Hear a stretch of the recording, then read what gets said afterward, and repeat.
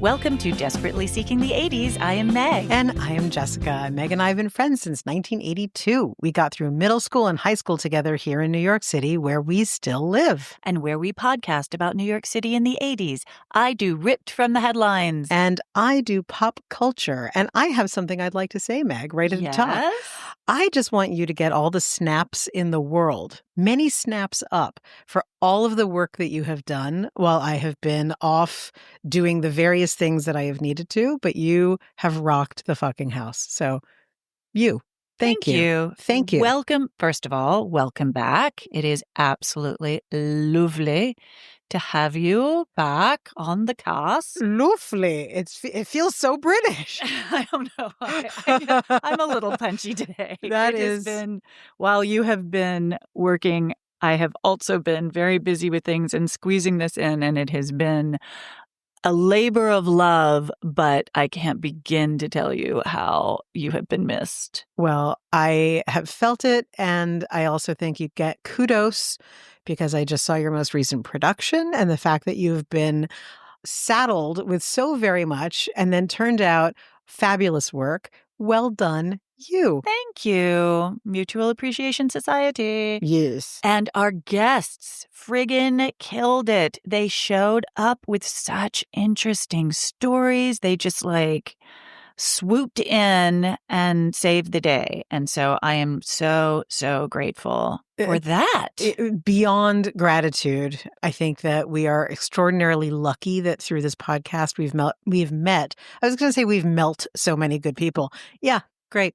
We have met so many wonderful people who have become true friends and also true friends of the cast. So thank you to everybody. And it's a testament to the community that the podcast is fostering. Indeed. So, yay, podcast. Go, cast, go.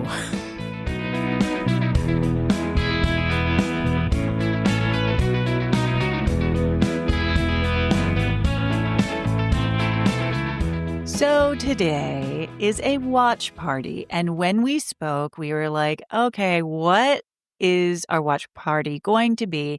And you, I will say, insisted on this movie that I watched for the first time in my life. And you're like, and the last.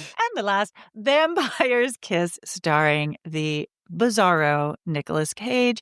And my engagement question for you before why the fuck did I tell you? Into this watch party. I have two engagement questions. All right. The first one is... I don't think these are engagement questions. I think these are interrogations, and I'm ready for it. I mean, the big question of why? Okay. And then the second question, do you have a sense of what genre this movie is? Uh-huh. All right. Okay, so there are a couple of reasons why, in no particular order. We agreed that we were going to do something for Halloween, and we wanted a horror movie. And this genre it's a cult movie, it's a horror movie, and it is also a comedy. I know, it's billed that way, whether you thought it was funny or not. That is something I want to discuss. Okay. I don't know if you want to discuss it now. That it's billed as a comedy, or that you don't think it? No. I mean, if you go on Amazon Prime, it is under comedy. And I would like to discuss. Oh, yes. Okay, yes. There are a couple of other things. On this podcast, we have talked about Peggy Sue Got Married, and we talked about Nicolas Cage's very bizarre work on that film. And I thought, this movie came out just a couple of years after Peggy Sue, and it was shot about 2 years after Peggy Sue. And so there's a lot going on with Nick Cage in this period as an actor. Oh, that was really bonker cuckoo. And do you know how old he was when he did this film? I'm going to guess 27. He's 24 years old. Whoa. So he's really young. And if you think about it, only 6 years earlier, he had his first ever role on Fast Times at Ridgemont High, which we also have talked about on this podcast. So there are a couple of, intersecting things because it's a horror movie. We can talk about this in a moment. But I thought that the director was really interesting because he was clearly very obsessed with old vampire movies, and there are Bela tons of Lugosi references. things. Yes, and the Max Schreck stuff, the Nosferatu, and there's even an Easter egg in the first scene that I will talk about. But he's referencing vampire movies throughout. And once I started looking up as I was watching it, I was like, oh, that's what that is. Oh, that's what that is. I thought the cinematography actually was really beautiful. So worth it. Okay, And question. the final thing is, I'm sorry, that the locations are fantastic True. and things that we have also talked about on the podcast. Yes, that And then was fun. finally, here's the last reason. It's filled with pop culture references, but there's also a very unfortunate incident at the end, which I think is entirely like any of the murder stories that you have done on this podcast. So I felt like there was like this weird kind of like, I don't know, a reflection of some of the things that we talk about. Sure. Okay. Yeah, that's a very good response. Okay. I You're like, I don't like any of it, but No. there it It's not is. that. I mean, it will not shock you to hear that I responded poorly to the gratuitous nudity only of the women, Of course. the gratuitous abuse of the women, the rape and murder of the women. Yeah, that was Well, unfun. a lot of And people, I'm that's sorry. why I would say absolutely, like, how is this a comedy except for the fact that Nick Cage's performance is so wackadoodle, you're laughing. You Mm-hmm. are laughing at him. Mm-hmm. I'm not sure that makes it a comedy that you're laughing at him, but that's, I guess, a It's, you know, point to be and in discussed. fact, there are so, because it's a cult film, there are so many discussions about this online on like Reddit and Facebook and what have you. I found that when I read some of the things on Reddit, that no one even mentioned the abuse of the women in any way. That's what actually made me go, whoa, that they saw it as or at least the ones that I read. Obviously, I didn't read everything, but that they saw it as an allegory to what, loneliness, Mm-hmm. male loneliness. Well, I thought that it was also and we should just say what the plot is really quickly, but I thought that it was very prescient about all of the conversations that we have now in our culture about problems that men have with women, about incels, Mm. about loneliness, about alienation and narcissism. And so the character, when you realize what's really going on, what the director's going with, that it's not what happens in the first third of the film is a setup for not what happens in the second 2/3 of the movie. Like you think it's going in one direction and then it takes a left turn at Albuquerque pretty quickly. Do you mean that he's not actually a vampire? Well, it's setting it up to be like this is a vampire movie and you're getting sucked in. And then you realize that this is a descent into madness. Okay. But anyway, so And really we quick, know that? Do we know that because of the plastic teeth? we know that because of a bunch of things that we can talk about. Really quickly, the synopsis. Oh, and don't even get me started. There's so much that doesn't make any sense about the work environment. But he is the foreign rights salesperson at a literary agency in New York City. He lives in the West Village. West 19th Street, West 19th. specifically. And it's about this guy who is a womanizer. And you see him picking up women and in bars and taking them home and whatever. And he is a therapist played by the inimitable Elizabeth Ashley. And her brooches, her brooches, her hair. her everything about Elizabeth Ashley. Bring on Divine. more. Yes. Divine. He's talking to his therapist about, you know, his loneliness and, you know, I want a woman and da, da, da, but we see him behaving very differently. And then at one of the women he picks up is a vampire, in quote, he is a vampire and bites him. And we see him, in quotes again, turning into a vampire. Oh, first Wait, there's a doesn't bat the that goes, bat? yeah. Yeah, the bat He's bites him. with a woman who's a separate, but the bat doesn't bite him. We only see that the bat comes through the window. Okay. And it's like the worst animatronic in the history of ridiculous. the universe. It's like the decorations that people put outside their window on Halloween. It doesn't look any better than that. No. But I thought he grabbed his neck. No. And Jennifer Beals plays the vampire. And gets to say, I think, 5 words in the film. Right. Ridiculous. This is post Flashdance. So I I was like, noticed what that. is even Why did you happening? And then they have her all, like, naked and stuff, like, But you know what I "Honey, noticed? That was a body double. are you I sure?" am 100% You know what sure. I noticed? There were modesty patches. Yes. The cinematography was not that great. Well, whatever was required of because she was wearing a wig in the sex scenes where you only see her from behind and some side boob. But And the side boob, you could see the patch. yes, you could definitely see the patch. But he is bitten by this vampire and starts going through this transformation. Simultaneously, he is victimizing his secretary, played by Maria Conchita Alonso, because he can't find a contract. And again, I was like, this would never happen in the Also, no person who's in charge of foreign rights has that nice an office. And it's just like, what is even But happening here? I wanna talk a little bit more about the abuse in the Yes. So workplace. but just quickly for the synopsis, he's haranguing this woman about where's the contract, and he's screaming at her all the time. And as he becomes more and more of a vampire, he becomes more and more kooky and deranged in the way that he's going after her. Then things start to happen where you see that he is reacting to things that aren't there. And then you can see him in the mirror, but he's reacting as though you can't see him he can't see himself in the mirror. And you start to recognize that this is a character who's just losing it. His connection to other people, what as tenuous as it was, goes away. And he begins only like talking to himself, and he's just unhinged.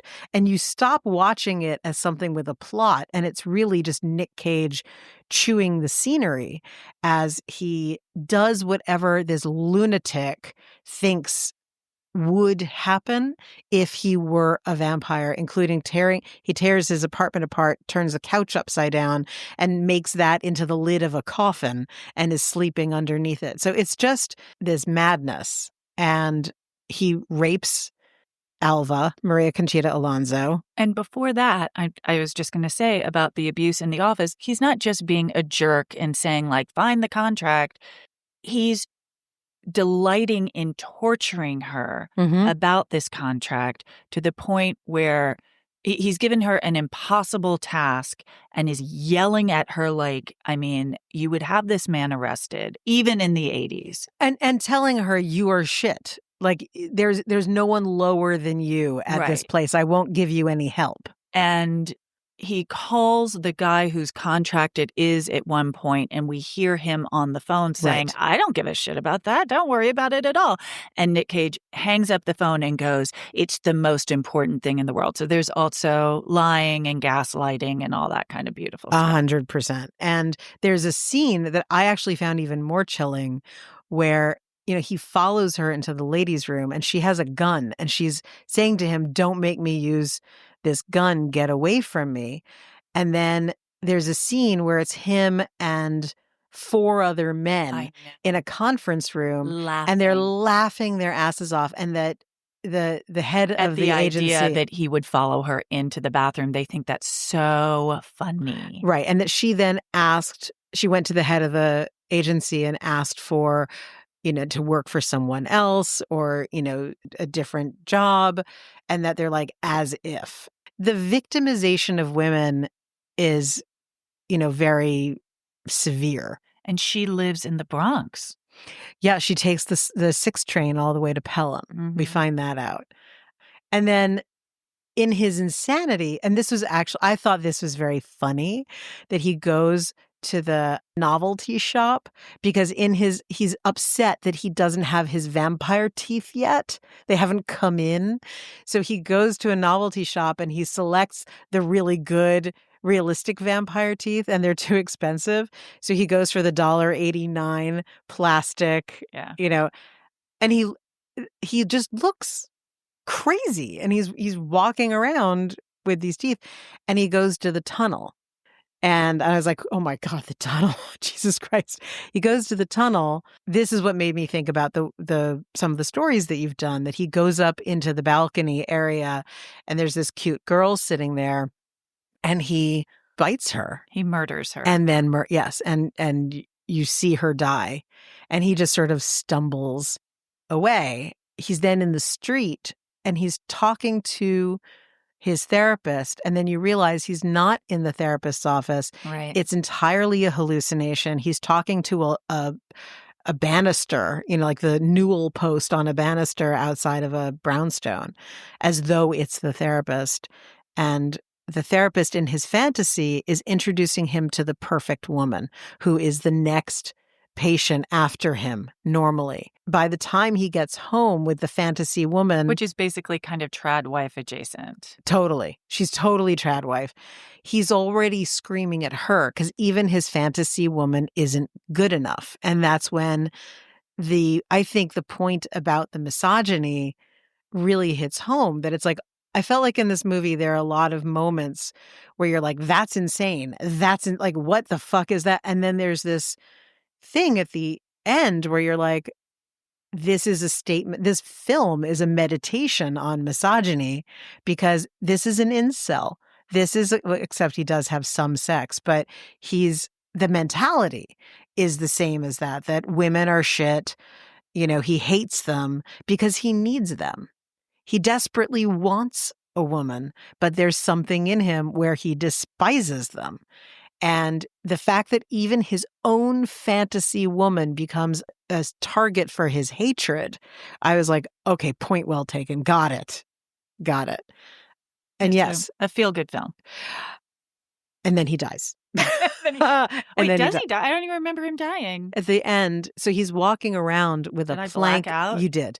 He's walking around with a broken plank of wood that he pulls off, like he's like threatening someone with it. Because it's going to be a stake in his heart. Right. But you're kind of like, what? Like, are you going to try? Because he tries to kill himself. Trying to kill himself? Right. Like he tries to put the gun in his mouth, but it only has blanks in it. And then at the very end. Which, by the way they filmed that. John Eric Hexum. I was like, what the fuck are you doing? That is so unsafe, what he did in the film, the actor. That is not okay. Yeah. Don't ever shoot yourself in the head with a blank. John Eric Hexum, again, from this podcast. Don't do it. That is how he died. But at the very, very end, the brother of Maria Conchita Alonso, who is the normal man in the film, and I'm sure you got this, but on the whole vampire movie tip, she, unlike every woman in the movie, there are two things. She's wearing a cross. Okay. And she's dressed like a virgin. True. Her outfits. Wow. What do you call those? Amish. Gunny sack? Yeah. Dresses? Yeah. They were 80s. even more, like that really Holly Hobby kind of look. So she lives with her parents and her brother, even though she's an adult. And we see her in her virginal bed by herself. So she's the sacrificial creature who, like all vampire movies, there's a man who's like the good guy who's going to avenge what's been done to her. And so he goes in. The brother does. The brother goes into he follows him, Nicolas Cage, into his apartment, and Nick Cage is lying on the floor with the stake lined up on his heart. And the brother thinks that he's going in to beat him to death with a tire iron, but he's got the stake there and he just pushes it through his chest, and that's it. I have to say that at some point I had to turn on subtitles because I couldn't understand what the hell Nick Cage was saying. I was like, it's probably important. Like, what is this accent? It is not Southern California. It's not the Valley Girl thing, or the weird way that he talks. I looked it up. Oh, tell me. I looked it up because I was like, what was like, literally the search was, what is Nick Cage doing with the accent in Vampire's Kiss? So I don't know if he was trying to rewrite history or if this is real, but Nick Cage in some interview said that it was a choice. He felt that the character who was so not okay with himself in so many ways, because like we see him constantly smoothing his hair, like he's trying to be elegant with his suits and all of that stuff, but he lives in a studio. So I was like, like what's going on. Like, this is someone who's making an effort to look like more than he might be. And he said, actually, that he tried to make the character Peter Lowe have an aspirational mid-Atlantic accent that he wasn't even keeping properly. Because halfway through the movie, I don't know if you noticed, the accent drops. Maybe 2/3 of the way, and the accent goes away completely. And I was like, there's got to be something here, because if it's this random, like, how could he have ever gotten another job? It's so crazy. It's so crazy. It's also crazy that anybody let him get away with it, because it's nutso. Well, I mean, how about this? He was hired and did the crazy voice after Peggy Sue. So they knew he was Gonna do someone this. who would do this. Yeah. And they didn't talk to him before they signed the contract. Hey, we actually do need to understand what the fuck you say in this movie, by the way. And it needs to make sense. And maybe the director was enough of a kook that he was like, I love it. Bring the crazy. Question. So you're saying that in the interviews at the time, Nick Cage was saying, this is a movie about a man who hates women. No, he wasn't saying any of that. He was just saying, I chose a mid-Atlantic aspirational accent that Peter Lowe, the character, could not really sustain because it's not who he really was. Right. But I guess my question is, like, did he understand what the point of the movie was that he was in? Are we just putting something on it? Or is Reddit just putting something on it just to make sense of this, like, hot mess of a thing? I think that Nick Cage is an actor who will probably never give a satisfactory answer in an interview. I put him in the same category as Sean Penn, Fast Times. You know, that it's extraordinarily self-involved, like whatever they do. I can't imagine that he's like, well, the director's vision was, it's entirely like, well, my choices as an actor. But the director did have a master vision. I think very clear. Like, let me tell you what the Easter egg was. Why I knew this was the tip-off. This was my tip-off to look for, because I remembered seeing this when it came out, but viewing it again, and this is the whole thing with our podcast, is it not? Like, what did you see when you were 18 or 19, and what are you seeing now, right? So in the opening scene, second scene, he's in his office, and there's a photograph on the credenza in back of him. And I was like, wait a minute. And I paused it, and I got all the way up to the TV to look at it. It's a photograph of Richard Benjamin, actor-director Richard Benjamin. Do you know who that is? Yes. Okay. He directed Love at First Bite. Okay. Love that movie. That would have been so much fun to rewatch. And maybe that's our next watch, because we're not going to do all the vampire movies, but I love that movie. It's one of the greatest movies ever. I saw that in the theaters. Yes. That is pure fun. It's by the way, filled with un-PC stuff that would not fly now. There's a whole, of course, I do not remember there's a whole scene where he turns into a bat and then goes to Spanish Harlem, which is where we are sitting now. And there's like a whole thing with a Puerto Rican family that does not come out well this time around. So the fact that this Richard Benjamin photo is there, and I instantly was like, oh my God, it's Love at First Bite. What are the other references? And so watching the movie, I was like, this is actually an incredibly intentional film, and everything that this director did. So then I went back and I looked at sunsets and sunrises in vampire movies from 20s, 30s, 40s, 50s. Every scene where you see a sunrise and a sunset, and the way that the music is, they're all lifted directly from these movies, these old movies. Which, by the way, also comes up in the 90s in Dracula, the Gary Oldman version, because there's the scene where Gary Oldman's Dracula goes to the movies in London to see a sunrise for the first time in hundreds of years. You know, and the sunrise I think that they showed is from Nosferatu. Okay.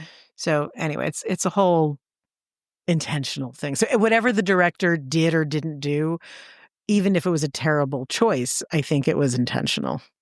I will say something that I thoroughly enjoyed about this movie. Okay. The extras The extras were so extra. They were crazy. They were doing weird things. They were looking straight into the camera. Yes. Well, okay. Now we're going to go down this road. Who was the first notable extra that you saw? I didn't recognize. David Hyde Pierce. I didn't notice that. David Hyde Pierce was sitting with, I think it's Nick Cage's sister. Okay. I think it's Nick Cage's sister.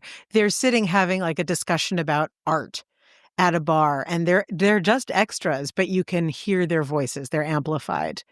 Yeah, it's almost like, you heard a lot of conversations from the extras. You would hear which I guess doesn't really make them an extra, except that they were in the background and you're kind of supposed to be looking at Nick Cage, looking at his menu at the diner or whatever, right? It's almost like the camera is focused on the extras. And they always do something really notable. Like they walk straight towards the camera, or what about the mimes? I'm going to blow your mind. I'm going to blow your mind. Are you ready? Why are there mimes in front of the police station? By the way, it's not a police station. What was it? That was an SRO. And I thought it was super weird. I was like, why how did does I think it was a police station? I don't know. He It walks just looked in. like one. He walks in. So I looked it up because I was like, fucking mimes in front of the SRO. And what is it? And they're dancing. Lots of shots of them. So the first thing is they are billed as Apache dancers. So it's a man and a quote woman, but it's actually a man. They're two men. And they're doing these 1920s again era. They're like this very sexual tango adjacent dance. And they're both, with white face. Do you know who one of them was? John Epperson, a.k.a. Lipsinka. Oh, huh. I know. So Epperson was just on the rise at that point, just beginning to do drag. And at the time was a rehearsal pianist at, I think, the Joffrey.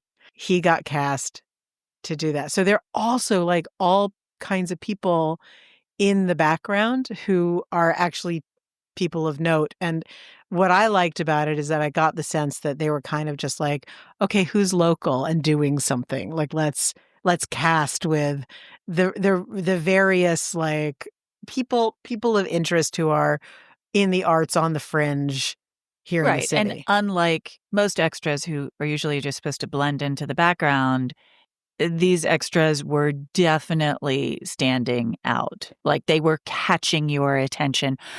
Do you remember the old lady in the bathroom who like yells at him? She's like a famous actress. And literally looks straight at the camera. Yeah. I'm like, okay, what is happening here? This is just bizarre. And you picked that take? Well, I think that there's a lot in this movie that's about skewed perception. Because his perception is gone. Like he's absolutely on planet Xenon, right? And so I think that it was really good because it takes you, it gets you off kilter. You don't know why is this happening. The other thing that I read, and I didn't look this up, but it came out of my research about him being, the character being alone, except for Maria Conchita Alonso and the people in the office. Anytime that he's on the street or in a public space, everyone's in a couple. Yeah, I saw that on Reddit. And I thought that was fascinating. So like the Apache dancers are a couple. Two couples come out of the SRO. He's surrounded by couples. And I was just like, oh my God, fucking brilliant. And would that have been noticeable? So I went back and watched that again. But would that have been noticeable if the extras weren't directed to be kind of super extra? Right. Good point. Another thing I really loved was at the very opening of the movie and how it just made New York look like Gothic. Yeah. With smokes and spires and all the Art Deco. So that was kind of cool. I agree. And you know that Elizabeth Ashley's office is right at 23rd Street. Mm-hmm. I didn't know. I thought she was at Madison Square Park. Right. Okay. So it's like looking off onto she's on 23rd Street looking at the north. Got it. She's on 23rd looking north at the park. And by the way, and she, although there's no, like, again, with this whole couplehood thing, when he calls her freaking out that he needs to have an appointment, she is a hot young guy Yeah. in a towel come out of nowhere in her apartment like, "Hey, baby, come back to bed." She's like, "Mm-hmm." She is not going into the office tonight. She Nick Cage is, is on his own. yes, because Elizabeth Ashley and her voice are gonna get busy. So, do you remember seeing it when you were younger? Do Yes. you remember your impression of it? Do you Yes. remember who you saw it with? I probably saw it with my brother, honestly, like, that's the memory. I don't know if I've concocted that, but this is the sort of thing I would have seen with John. By the time I was at Kenyon, maybe, like, the following year, a friend of mine, Liam, was obsessed with this movie and would scream, "Alva!" And I was like, "It's creepy but funny? I don't know how I feel about this." When I saw it the first time with absolutely, no life experience at all, I was just giggling my head off because it was so bizarre. When Nick Cage finally goes full on into, actually, and I have to give him credit for this. There are many times the way that he's shot where he looks like an entirely different person. There's so many shots where, because of the faces that he's making, like in his despair or his insanity or his elation or his murderous intent, his face changes so radically with each of these shots that I was like, damn. At the time, I think I was just really entertained and just like, this is fucking nuts. Like, this is crazy. He ate a bug. I was about to say, he actually ate a live cockroach. Yes, he did. Yes, he did. A live cockroach. And the face he makes when he does it makes you believe it. It's so gross. And also because of our, particular interests and sympathies, I know he didn't do it in real life, but he ate a pigeon raw.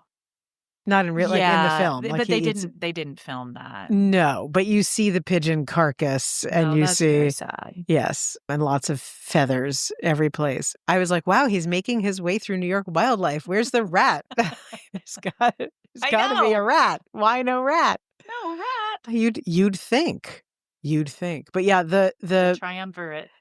And the other thing about the cockroach, just as a quick vampire movie aside, so he's obsessed with Jennifer Beals, who we later find out he hasn't even gone home. He never even took her home. Right. She's just a girl that he saw at a club. He runs into her again at the tunnel and she's like, "Who the fuck are you? Get away from me." But in his fantasy that she's the vampire and he has become her supplicant, that eating the roach moment is when he becomes Renfield. He's not and that's when you realize, for me, you realize through this whole thing, he's not the vampire. He's Renfield. He's even lower. Like he's in service to the vampire. And he keeps wearing the Band-Aid over. Like he's there for her in his mind, for her to keep feeding. And he keeps thinking he's about to be a vampire and he's like halfway there. All of that is the Renfield character. So again, like there are all of these moments, if you are into vampire, or, classic vampire shit, where you're like, oh, the perspective changed again. Oh, you're not that, you're this. And then when you realize that all of it is in his head, the fact that he's choosing to be the subjected underling, that's how he sees himself. Or that his subconscious is doing that to him. Yeah, his brain is doing that to him. Exactly. He doesn't know that he's doing that to himself. Oh, let's hope not. That would be very, very, very sad. It'd be even sadder. And honestly, being like, he doesn't get pierced by someone else. He pierces himself. Oh, girl, that was very sexual. Well, I have to say, I can't, if we're doing, did we ever decide if we were doing like stars or anything? We don't, we don't do stars. Well, no, we did, down. well, we did like for the last one, like we did 5. Oh, I think we do 5 pigeons or something? Yeah, we something. could do cockroaches. Yeah. This one. I know you give it half a cockroach. Don't speak for me. I'm sorry. How I'll many take it back. cockroaches would you give it? I give it 3.5 cockroaches. I'm gonna give it 2 cockroaches, and I'll give it 2.5 just Ooh. because your adoration and respect for it, that'll bump it up a little bit because I have respect for you, so there must be something in it, Don't go. but Look, I might just I be loco. Like, don't go by no, me. no, but I cannot say that I recommend it. I would definitely recommend Love at First Bite, but I have not seen it since I was, like, 15 years old. I think that Love at First Bite, like, let's just put all as you know, I'm a fan of take the artwork on its own terms from the time period. I'm not into rewriting and all of that. I just know that people need trigger warnings. So I'm just like, hey, this might not be for everybody because, but You know what I did it's rewatch? hilarious. I rewatched recently, I can't remember under what circumstances, and I was trying to sell you on this for our Halloween Oh, watch party, but you just didn't I bite, had, so to speak. oh, Creep look at that. Show, because you were like, "I don't think it takes place in New York." It does. There's at least One story. 2 stories that take place, one in the Hamptons and one in a New York City apartment. Anyway, definitely a great rewatch. That one stands up. I will rewatch that. I will. I just had a real a bug in my bonnet. I had a roach in my bonnet because I just feel like there are so many touch points for all the things that just the way that he killed the girl. I was like instantly I was brought back to like boobs on the headboard, boobs on the headboard. It's the same level of terrible. Oh my God. What? I can't say boobs on the headboard. Oh, you did. But that was your 3 story. times now. I know. Look, I think I don't know. I think it's if there is someone listening who is really into old vampire movies and likes Nicolas Cage, this is the movie for you. Reddit was also comparing it to American Psycho. I think it is. I think it's American Psycho light. And by the way, some of the locations that we didn't talk about, there's Bigelow's on 6th Avenue. Right. There's Bigelow's and I was there's trying to think of the name of Bigelow's the other day. Mondo Cafe, I looked that up. Oh, no, sorry. Mondo Cave, I looked that up. It was a blues bar. That's where the opening scene where they're at the I'm not sure if it was in the opening. I'm not sure because it's kind of far down in my notes, so I think it's probably not the opening. It's the I think it's where they at the beginning where he picks up the girl who later is like, get the fuck away from me. I think that was the blues bar. Okay, there's definitely a blues bar, and it's Mondo Cave. We talked about 23rd Street, the tunnel. We talked about that. That was so weird to see. I was like, what? And by the way, how great is this? He gets into the tunnel by punching the bouncer in the stomach. I was like, well, that's definitely one way to get in. And am I remembering this correctly? Like the red velvet in front of the tunnel, they were all fighting each other. Yeah. That's so weird. That they were fighting each other to get in? That it was like a mosh pit of aggression. The people that were the extras who were waiting to get into the tunnel, and he just powers through that group. But I'm like, why are they fighting with each other? Oh, I'm sure that it was amplified, but it reminds me, and you can find these on YouTube, clips of people standing online to get into studio who are like, doing the pick me, and it's so many people deep. So that's sort of what it reminded me of, is like that kind of melee. Sure, but it had a completely different energy from Pick Me. They were fighting each other. Yeah, I think everything in this film had an entirely different energy from anything that you've seen before. So the SRO, by the way, it looked to me, and I could be wrong, like the Jane Hotel before it was redone. Okay. So I could be wrong, but that's what it looked like to me. I bet Alex could help us with that. I guarantee you Alex knows everything about this film. He definitely knows a lot about Jane Hotel. He's been asking for a Jane Hotel story for a while. I would love to do. I've stayed at the Jane Hotel several times. I'll Cool. do a Jane Hotel. Excellent. His building, did you say that was It's West 19th. the exterior? Did you find it weird as well? Because it's like it's a brownstone building, and then he goes in, and it's this like big lobby. Yeah. And I was like, this is disconnect. not. That doesn't quite work. No. Because West 19th, it's like Gold Coast. Yeah, exactly. It doesn't work. And But it did have high ceilings. It most certainly did. And there was also something that I never got back to, which I want to see what it is, because like everything has meaning in the movie. There's a poster for something that's hanging on the wall outside his door, and it looks like it's in German. It's a black and white. I can picture it. Right. And I'm sure it's something, but I don't know. Something vampire related. But I don't know what it is. I mean, what I do like about the look of it is that they really do have a lot of exterior shots, and a lot of it is moving around 1988 New York. So it's worth it for that vibe. And the cars are good. A lot of Volvos, weirdly.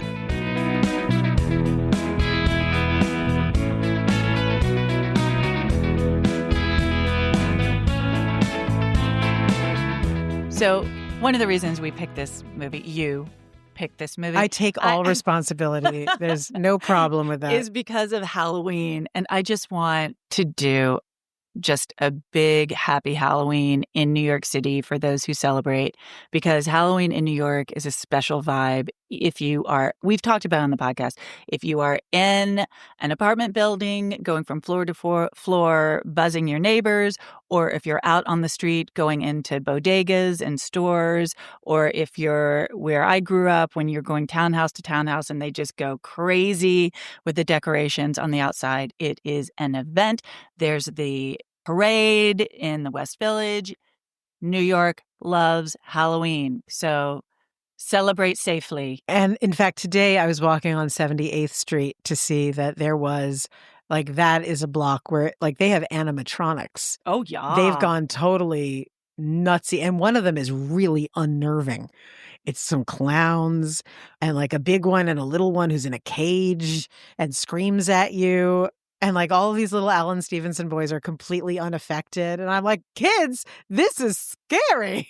The only thing I was going to add is that we were talking about our dear friend Alex, who was very kind and looked after me. We went to see a punk show. And I just thought it would amuse you to know that I accidentally found myself in the mosh pit. And so you're talking. Was this at the CBGB? Yeah. And that when you're saying like they were all surging forward at the velvet rope, and I was like, yeah, that's not a good feeling. that's a bad moment. I actually saw somebody took a drone video of that mosh pit that went in a circle, and it is gorgeous. It was so beautifully shot. Really? Yeah, it's on one of our stories. I'll try and repost it. It being in it was less lovely. I bet. I'm shocked, Jessica.